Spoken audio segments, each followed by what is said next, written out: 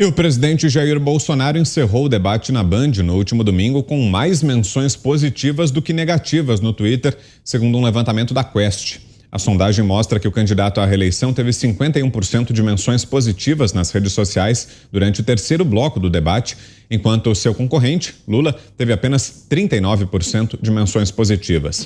O petista, porém, teve mais menções negativas no terceiro bloco, com 61% contra 49% do chefe do executivo. Na análise dos 3 blocos do debate, a Quest mostra que Lula teve mais críticas do que elogios nas plataformas digitais. Diga, Zé.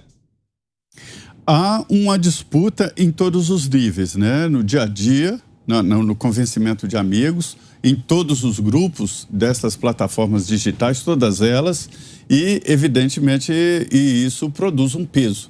E o peso do presidente Jair Bolsonaro nessa disputa com o ex-presidente Lula é muito grande, muito maior. E foi assim na primeira eleição e está sendo agora. Só que agora há um trabalho em massa do PT e aliados para tentar equilibrar o jogo. Nessa disputa aí, que é uma disputa, né, nesse debate, o primeiro debate, a impressão que ficou é o seguinte, que analisando tecnicamente houve um empate, mas analisando a reação das pessoas e engajamento dos aliados, é evidente que o presidente Jair Bolsonaro venceu. Do que eu estou falando? Estou falando de quando você depara no dia a dia, nas páginas sociais, com o que postam os aliados. E isto é muito importante, esse volume é muito importante.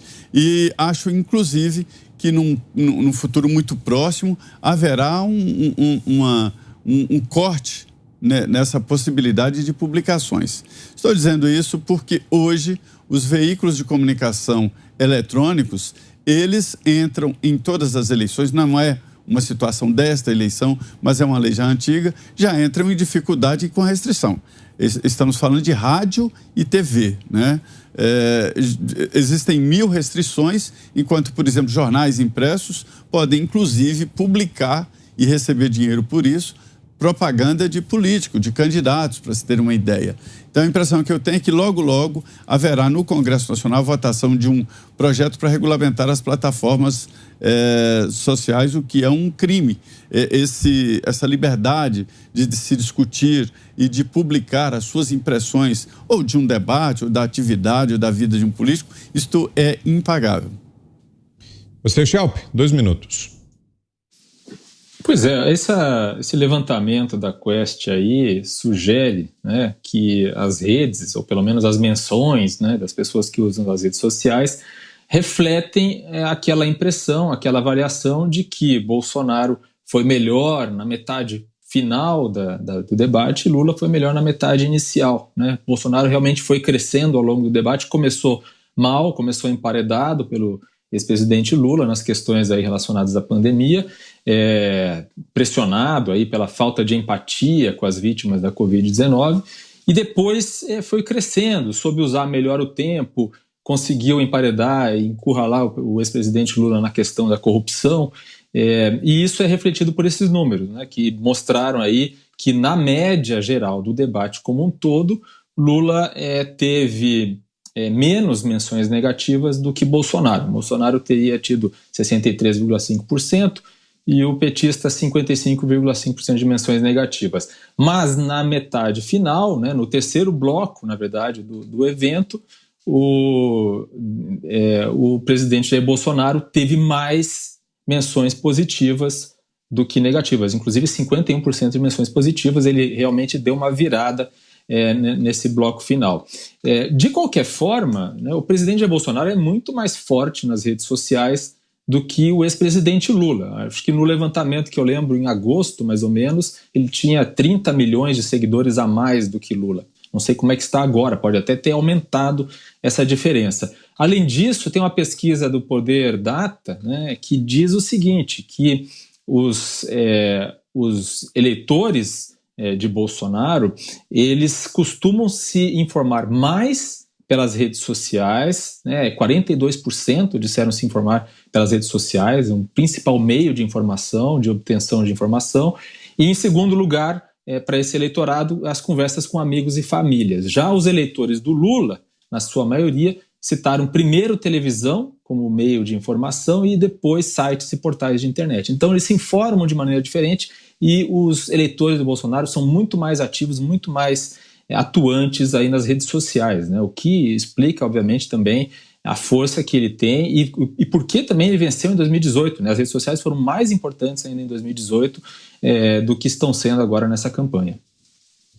Você, Fiuza, 2 minutos. Eu não estou entendendo nada. Agora o submundo da internet, o pântano, né, o lugar das milícias digitais serve de parâmetro para alguma coisa. Agora eu fiquei perdido. O que eu tenho ouvido é isso, não é isso? A voz dos imbecis. Não é isso que está sendo dito? A internet, a rede social, é a voz dos imbecis, das milícias, do obscurantismo, dos robôs. Não é tudo robô isso, não? Eu acho que deve ser, porque este é o parâmetro que nós temos ouvido até aqui. E aí, de repente, aparecem as manifestações de rua em número impressionante e esses mesmos aferidores ou não enxergam ou dizem que também são as ondas de ódio, os atos antidemocráticos. Então, eu estava achando que era tudo atentado à democracia agora. Aí a Quest apareceu, a Quest Genial, não é isso? Esse instituto foi aquele que disse que o brasileiro prefere, para combater a corrupção, aquele homem bom cujos feitos, né? Por ser muito modesto, né? Cujos feitos, cuja biografia não deve ser mencionada. Né?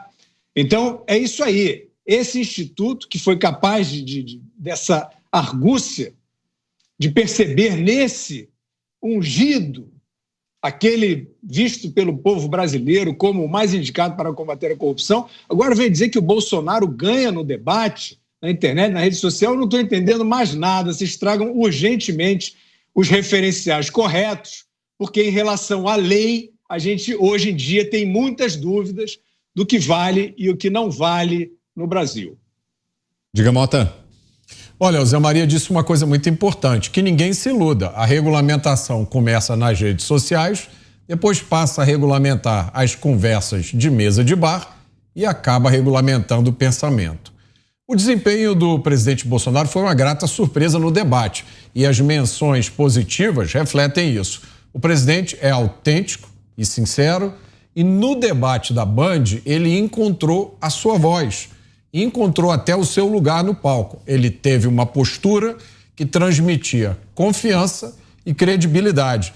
Em determinado momento, ele até se aproximou do seu adversário e, num gesto surpreendente, colocou a mão no ombro dele. Um gesto de amabilidade, mas, ao mesmo tempo, um gesto que mostrava domínio da situação. O que foi acentuado pela diferença de altura entre os debatedores e também pelas emoções refletidas nos rostos. E para que vocês entendam o que eu quero dizer, eu recomendo que façam o teste que eu sempre sugiro aqui.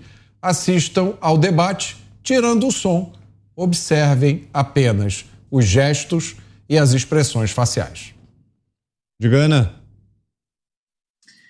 Vitor, é muito triste, né, que tenhamos que ter cuidado com as palavras até para enaltecer um governo que vem trabalhando para o país há 4 anos. Então, dentro das restrições que estão sendo impostas à imprensa, a jornalistas, a cidadãos, está também o fato de não podermos falar da corrupção endêmica de um partido durante mais de uma década, né, no Brasil, na administração do Brasil, e de como uma outra administração trabalhou com pastas técnicas, como o ministro Paulo Guedes, a ministra Tereza Cristina, o próprio ministro Tarcísio, que agora concorre ao governo de São Paulo.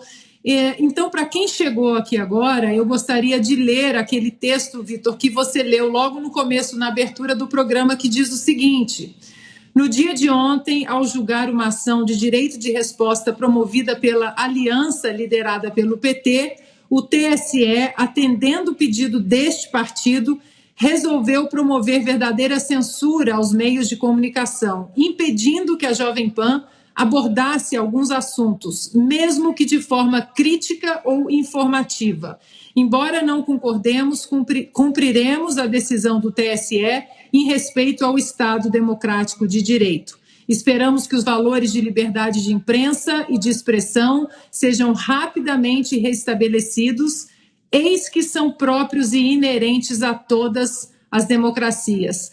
Basta olharmos as páginas de história durante décadas, né?